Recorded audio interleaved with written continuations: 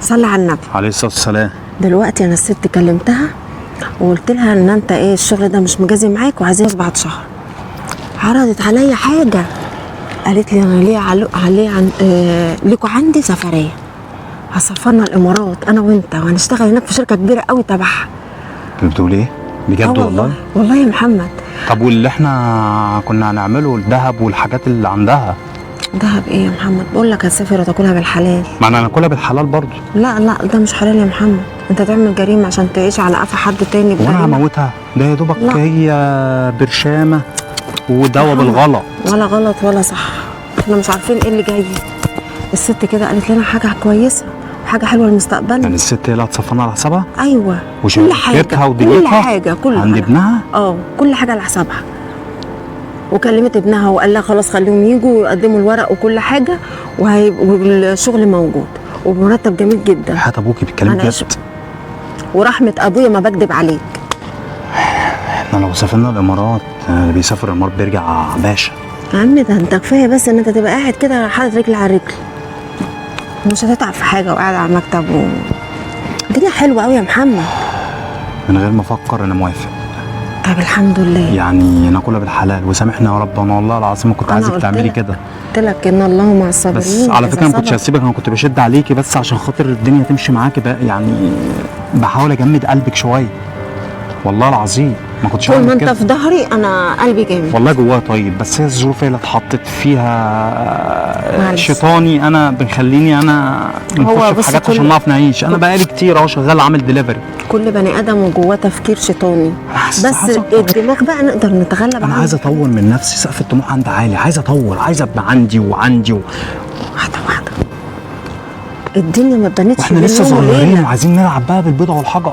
ماشي يا نهاد بالحلال. المهم انا بقول لك ايه، انا عشان اتاخرت. تمام ماشي ربنا معاك. خلصي دنيتك وخلي بالك من نفسك، وانا هبطل معاكي بالتليفون بس عشان الشيفت بتاعي. اوكي. وناكلها بالحل لحد 5 شهور ونطير. اوكي. خير يا نهاد خير.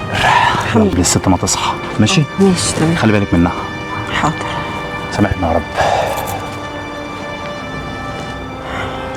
يا محمد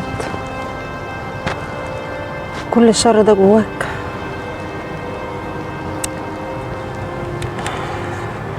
لو كل واحد مشي ورا شيطانه الدنيا هتخرب، ولو كل واحد استعجل في لقمة عيشه الدنيا مش هتتبني. بس حل كويس ان انا عملت كده. من هنا ل5 شهور جايين هيكون فاق وهيكون نسي، على الاقل هيدوق الحلال.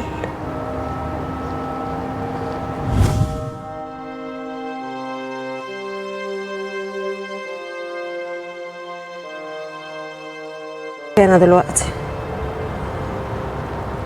كويس ان انا فكرت في الفكره بتاع السفر دي. استغفر الله العظيم يا رب. يا رب اعمل ايه يا رب؟ دبرني. وانا عشان ارضيك اغضب ربنا؟ لا انا ما اعملش كده، هيبقى ذنبها في رقبتي.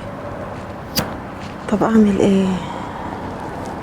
اعمل ايه؟ اعمل ايه يا ربي؟ اعمل ايه يا رب؟ ده بيقول شهر، ما كانش كده يبقى كل واحد يروح لحاله. وانا بعمل كده عشان احميه، مش عايزاه يروح في داهيه بسبب دماغه والسوي دي. يا رب. بس جت الفكره،